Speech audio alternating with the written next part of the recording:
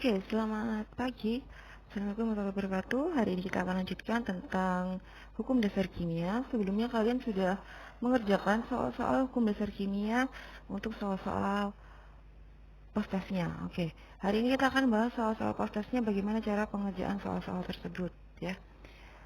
Oke, yang pertama kita jelaskan dulu tentang hukum-hukum dasar kimia itu apa saja. Hukum-hukum dasar kimia itu ada dibagi jadi 5. Yang pertama hukum Lavoisier, yaitu hukum kekebalan massa. Yang kedua hukum Proust, hukum perbandingan tetap. Yang ketiga hukum Dalton, hukum perbandingan berganda. Yang keempat hukum Gay-Lussac atau hukum perbandingan volume. Dan kelima hipotesis Avogadro atau perbandingan volume, yang dia menjelaskan, yang hukum hipotesis Avogadro ini adalah hukum yang menjelaskan tentang hukumnya Gay-Lussac, ya. Oke, kita masuk ke yang pertama, yaitu hukum Lavoisier. Hukum Lavoisier dikenal dengan hukum kekekalan massa, menyatakan bahwa dalam sistem tertutup massa sebelum dan sesudah reaksi adalah sama. Jadi sebelum dan sesudah reaksi adalah sama, ya. Contoh soalnya seperti ini, ada serbuk logam magnesium yang masanya 3 gram tepat habis bereaksi dengan serbuk belerang menghasilkan senyawa magnesium sulfida dan yang masanya 7 gram. Massa serbuk belerang yang bereaksi adalah berapa? Logam magnesium itu adalah Mg, magnesium Mg, yang masanya 3 gram tepat habis bereaksi dengan serbuk belerang, jadi dia ditambahkan dengan S. Menghasilkan senyawa magnesium sulfida, berarti menghasilkan magnesium sulfida adalah NGS. Untuk logam magnesiumnya sendiri adalah 3 gram, ya. Magnesiumnya 3 gram. NGS-nya adalah 7 gram. Nah, sesuai dengan hukum Lavoisier bahwa massa sebelum dan sesudah reaksi adalah sama, berarti jika sesudahnya 7 gram, sebelumnya 3, berarti S ini berapa gram? Nah, ini adalah 3 ditambah berapa hasilnya? 3 ditambah berapa hasilnya adalah 7. Nah, itu adalah S-nya, ya. Jadi di sini S-nya adalah 4 gram, ya. Selesai. Jawabannya adalah 4 gram. Nah, seperti itu ya, mudah kan untuk hukum Lavoisier, hanya masalah sebelum dan sesudah reaksi adalah sama. Berarti 3 tambah 4, 3 ditambah 4 itu adalah 7. Selesai. Nah, seperti itu saja ya, untuk mendapatkan jawabannya. Berarti massa serbuk belerang yang bereaksi adalah 7 gram. Nah, ini masalahnya selesai. Oke, yang berikutnya adalah hukum Proust. Hukum Proust adalah hukum perbandingan tetap, menyatakan bahwa perbandingan massa unsur-unsur yang menyusun suatu senyawa adalah tetap. Oke, untuk hukum Proust ini kita akan lihat cara pengerjaannya. Ini misalkan di sini ada besi dengan belerang menghasilkan besi belerang, ya. Kita akan mengerjakan soal ini percobaan reaksi serbuk belerang. Percobaan reaksi antara serbuk belerang membentuk FeS sebagai berikut. Jadi ini ada besi, ada belerang membentuk besi belerang atau FeS. Nah, pertanyaannya perbandingan massa besi dengan belerang berturut-turut adalah berapa banding berapa? Berarti yang ditanyakan adalah perbandingan Fe banding S, ya.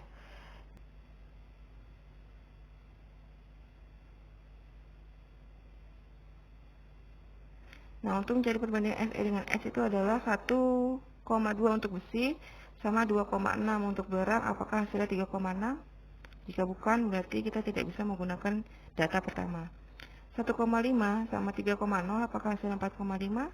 Ternyata benar. Karena benar, berarti ini kita bisa gunakan datanya. 1,5 dibandingkan dengan 3,0. Ya, Fe dan S-nya. Fokus di Fe dan S-nya saja. Besi dan belerangnya, ya. 3,0. 1,5 dibanding 3,0 itu setara dengan 1 banding 2. Seperti itu. Jadi kita harus jawab sampai dia perbandingannya bulat dan sederhana tanpa ada komanya, ya, tanpa ada desimalnya. Berarti Fe dibanding S jawabannya adalah 1 banding 2. Mudah kan? Cara jawabnya cuma seperti itu saja. Oke, contoh lagi misalkan seperti ini. Sebanyak 5,4 gram aluminium, jadi ada Al, dibakar dalam 10 gram oksigen, jadi ada oksigen, terbentuk 10,2 gram aluminium oksida, jadi terbentuk Al2O3. Ini O-nya 2 kali, ya. Oke, kita lihat di sini aluminiumnya sebanyak 5,4 gram, ya. Di sini aluminiumnya 5,4 gram. 5,4. Kemudian oksigennya 10 gram. Dan dihasilkanlah 10,2 gram aluminium. Massa oksigen yang terpakai adalah, berarti ini oksigennya tidak terpakai semua. Yang terpakai semua adalah Al. Kalau AL terpakai semua, berarti jika ini terpakai semua 5,4, ini dihasilkan 10,2, berarti di sini berapa? 5,4 ditambah berapa hasilnya 10,2? Hasilnya adalah 4,8. Kemudian berarti yang terpakai berapa? Ya sudah, yang terpakai hanya 4,8 ini saja. 4,8 gram. Nah, itu aja, jawabannya mudah kan? Jadi ini berapa ditambah berapa? Hasilnya berapa? Ini nanti ada sisanya. Sisanya adalah si O ya. Sisanya adalah O. O-nya sisa berapa? Nah, ini. Kalau ini kan habis ya, nggak ada sisanya. Ini sisanya adalah 5,2 gitu ya. Sisanya adalah 5,2 gram. Nah, ini sisanya adalah punya oksigen ya. Nah, seperti itu saja. Berarti kalau tanya massa oksigen yang terpakai berapa ya? Massa oksigen yang terpakai hanya 4,8. Selesai. Oke, masuk ke berikutnya ke hukum Dalton atau hukum kelipatan berganda. Jadi hukum Dalton ini disebut juga dengan hukum kelipatan berganda, menyatakan bila dua buah unsur dapat membentuk dua buah senyawa atau lebih, maka apabila salah satu unsur adalah sama, maka perbandingan massa salah satu unsur lainnya adalah bilangan bulat dan sederhana. Jadi jika salah satu unsurnya dibikin tetap atau dibikin sama, maka perbandingan salah satu unsurnya adalah bilangan bulat dan sederhana. Contoh seperti ini, ada unsur P dan Q membentuk dua macam senyawa. Senyawa 1 mengandung 40% unsur P dan senyawa 2 mengandung 20% unsur P. Perbandingan massa unsur Q sesuai dengan hukum kelipatan berganda adalah berapa? Senyawa 1 dan ada senyawa 2, P dan Q, P dan Q ya, dua-duanya mengandung unsur P dan Q. Senyawa 1 P-nya adalah 40, kemudian senyawa 2 P-nya adalah 20 ya. 20. Oke. Jadi P-nya 40 dan 20 pada senyawa 1 dan 2. Q-nya berapa? Kalau 100% berarti ini 60-nya ya. Kalau hitungnya 100%, kan ini hitungannya persen. Ini hitungannya adalah persentase. Nah, kayak gitu. Kalau ini dalam 100%, ini 20 P-nya, berarti Q-nya berapa? Q-nya berarti 80. Kan ini mainnya persentase ya. Persentase seperti ini. Kemudian ditanyakan berapakah perbandingan Q-nya? Ditanyakan adalah Q-nya berapa banding berapa. Ditanyakan itu adalah Q pada senyawa 1 dibanding Q pada senyawa 2. Nah, seperti ini. Itu berapa banding berapa. Kita akan buat P-nya itu menjadi sama ya.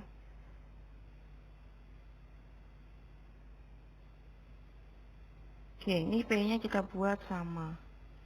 Nah, cara bikin samanya gimana? Ini antara 40 dengan 20, antara 40 dengan 20, ini harus kita bikin sama. Misalkan saya bikin 40-nya jadi 20. Berarti ini satu deret ini supaya 40 jadi 20, maka ini saya bagi 2 ya. Oke, berarti P dibandingkan dengan Q itu adalah 40 kita bagi 2, jawabannya 20. 60 kita bagi 2, jawabannya adalah 30, seperti itu. Jadi sementara yang bawah, yang ini deretan bawah ini kita bikin tetap, berarti ini P-nya tetap 20, Q-nya jadi tetap 80. Nah, ini P-nya sudah sama. Nah, ketika sudah sama seperti ini, berarti kita sudah bisa mengerjakan Q-nya ini 30 banding 80, berarti 30 banding 80 gitu. Berarti sama dengan 38. Nah, jawabannya adalah ini. Selesai.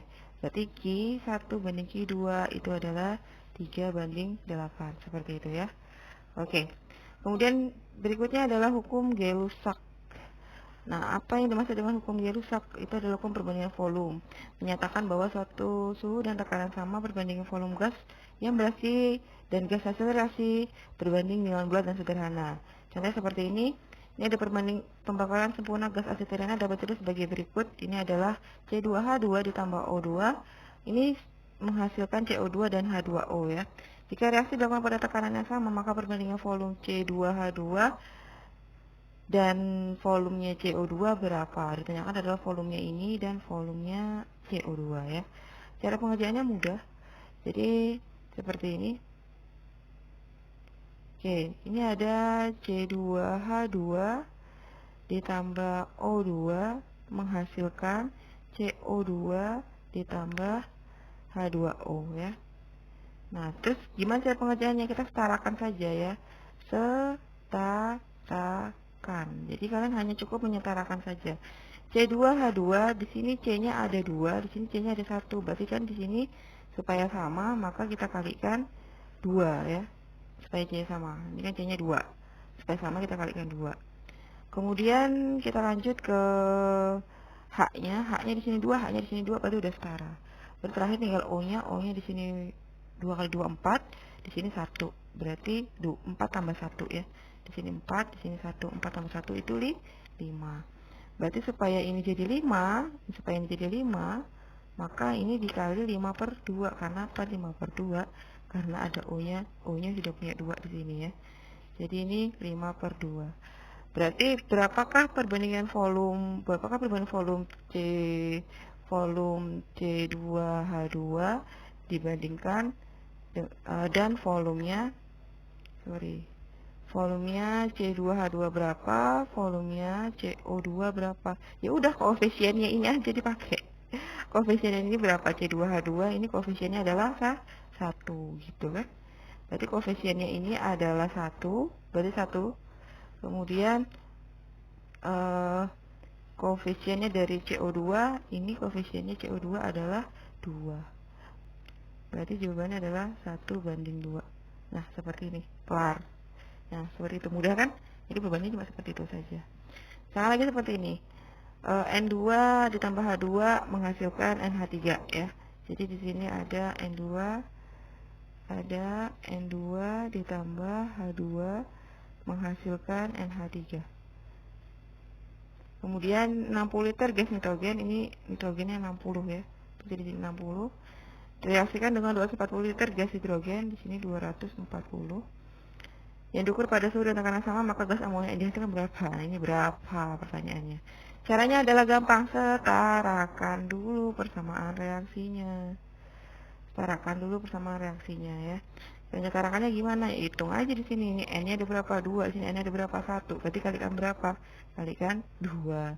Terus di sini H-nya ada berapa? H-nya 2 kali 3, 6 ya. Di sini H-nya kali berapa supaya 6? Maka dikalikan 3 supaya 6 kan gitu. Gampang kan? Berarti di sini perbandingannya adalah kita harus lihat perbandingannya N. Perbandingannya N2 dibandingkan H2 dibandingkan NH3. Perbandingannya adalah koefisiennya. Koefisiennya di sini 1, sini 3, sini 2 gitu ya. Berarti perbandingannya adalah 1 banding 3 banding 2. Kalau di sini 60, di sini 240, berarti di sini berapa? Kalau ini 1 kalinya, ini 2 kalinya. Berarti kalau di sini adalah 1 kalinya. Kalau di sini adalah 1 kalinya dari 60, berarti sini 2 kali dari 60. Berarti ya jawabannya 2 kali 60, 120 kan gitu. Dah, seperti itu saja. Berarti gas amonia yang dihasilkan adalah 120 liter. Nah, seperti itu. Kemudian berikutnya adalah hipotesis Avogadro. Nah, hipotesis Avogadro menyatakan bahwa suatu suhu dan tekanan yang sama, semua gas yang bervolume sama mengandung jumlah molekul yang sama pula. Misalkan contoh soal seperti ini. Pada suhu dan tekanan tertentu 2 mol gas N2 bervolume 10 liter jika diukur pada suhu dan tekanan sama, volume gas CO2 adalah berapa? Jadi kita pakai rumus baru, jadi kalian harus ingat saja rumusnya. Rumusnya adalah volumenya N2, salah ya. Molnya N2, molnya gas N2 dibanding volumenya gas N2 itu sama dengan molnya gas CO2 dibandingkan sama volumenya gas CO2. Jadi ini perbandingan mol ya. N1 per V1 sama dengan N2 per V2. Nah, ini rumusnya cuma seperti ini saja ya. Jangan lupa dicatat rumusnya. Oke, berarti pengerjaannya gimana? Gampang kan ini kan. Molnya N2 berapa? 2. 2. Terus volumenya N2 berapa? 10. Udah. Terus dibandingin sama molnya CO2, molnya CO. Molnya CO berapa? 3. Dibandingkan volumenya, ditanyakan kayak gitu. Nah, ini jawabannya berapa? Itu hitungan matematika ya. Hitungan matematika 2/10. 2/10 sama dengan 3/V. Berarti ini kita putar aja posisinya. Ini kita putar ya. V-nya di atas, 3-nya tetap, 10-nya naik ke atas, 2-nya turun ke bawah. Nah, seperti ini. Coret saja. Nah, ini dicoret saja. Coret, coret. 10 bagi 2, 5. 2 bagi 2, 1 ya. Masing-masing dibagi 2. Berarti volumenya sama dengan 3 dikali 5. Sama dengan 15. Udah kelar. Nah, kayak gitu aja. Kemudian tugas kalian hari ini adalah tuliskan semua penjelasan video yang ada di video ini, tuliskan semua penjelasan yang ada di video ini di buku tulis kalian, foto hasilnya dan upload ke Google Classroom-nya ya. Jadi upload ke Google Classroom-nya bukan ke WA saya tapi ke Google Classroom. Nanti di sana ada nilainya juga. Oke, sekian saja video dari saya. Terima kasih, selamat pagi.